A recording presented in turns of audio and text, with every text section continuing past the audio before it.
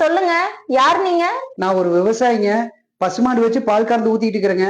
நான் எந்த தனியார் சொசைட்டில பால் கொண்டாந்து ஊத்துறனோ அதே சொசைட்டில தான் இந்த தெருவில் இருக்கிற எல்லாருமே பால் வாங்குறீங்க. ஆமா, அதுக்கு என்ன இப்போ? அந்த தனியார் பால் சொசைட்டில உங்ககிட்ட எல்லாம் லிட்டருக்கு 50 ரூபா வாங்குறாங்க. ஆனா எங்களுக்கு 30 ரூபாய்ன்னு சொல்றாங்க.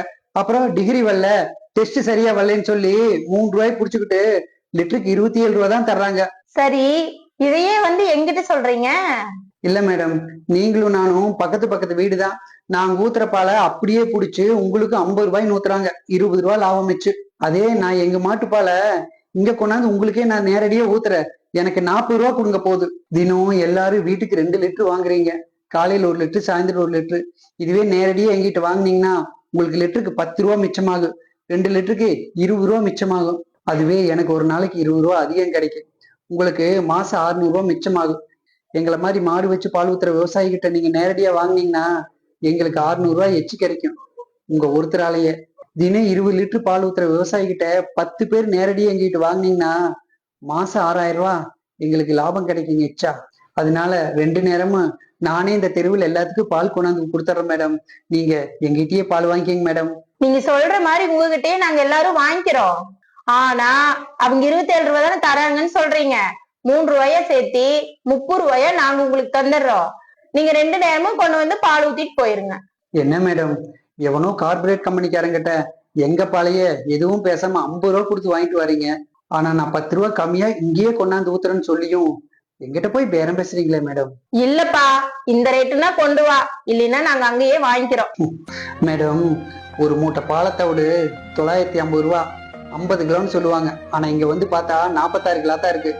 ஒரு மூட்டை மாட்டு தீனி 1600 ரூபாய். அது இல்லாம மாட்டுக்கு வைக்கோல், சோளத்தட்டு, அப்படி இப்படின்னு கணக்கு பார்த்தா நாங்க தினம் செய்யற வேலைக்கு கூலியோட நிக்காது மேடம். எங்களுக்கு தோட்டத்துக்குள்ளேயே வேலை சரியா இருக்கிறதுனால வெளியில கொண்டு வந்து எதுவுமே விற்க முடியல மேடம். உணவுப் பொருள் உற்பத்தி பண்ணி கொடுக்குற நாங்க இழிஞ்ச துணியை கட்டியிருக்கோம். ஆனா எங்கிட்ட வாங்கி விற்கிறவன் பென்ஸ் கார்ல போறான் மேடம்.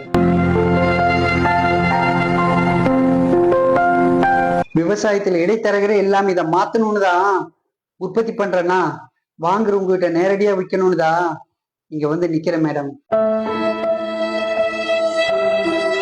இதுக்கு நீங்க எல்லாமே ஒத்துழைப்பு கொடுக்கலனா செத்துக்கிட்டு இருக்கிற விவசாயம் ஒரு நாள் இல்லாமையே போயிரு மேடம். ஆனா அதுக்கப்புறம் நெஞ்சு அடிச்சுக்கிட்டு அழுது எந்த பிரயோஜனம் இல்லை மேடம். கடைசியா ஒண்ணு மட்டும் சொல்றேன் மேடம், சிகரெட் யாருக்குமே தேவையில்லை. ஆனா அதை உற்பத்தி பண்றவன் கோடீஸ்வரனா இருக்கிறான். மது யாருக்குமே தேவையில்லை. ஆனா அதை உற்பத்தி பண்றவன் பெரிய கோடீஸ்வரனா இருக்கிறான். ஆனா ஒவ்வொரு மனுஷனுக்கு தேவை 3 வேளை சாப்பாடு. அதை உற்பத்தி பண்ற விவசாயி ஒவ்வொரு ஊர்லயும் தற்கொலை பண்ணிக்கிட்டு இருக்கிறான் மேடம். தற்கொலை பண்ணிக்கிட்டு இருக்கிறான். அதான் எங்க விவசாயியோட நிலைமை. எந்த தொழிலுமே நஷ்டம் வந்ததுன்னா அதை விட்டுருவாங்க. ஆனா விவசாயம் மட்டும்தான் ஒவ்வொரு வருஷமும் நஷ்டம்தான் வரும். ஆனா நாங்க இஷ்டப்பட்டு செய்வோம். ஏன் தெரியுமா? மத்தவங்க சாப்பிடணுமே, அந்த ஒரு எண்ணம் தான் மேடம். நான் வரேன் மேடம்.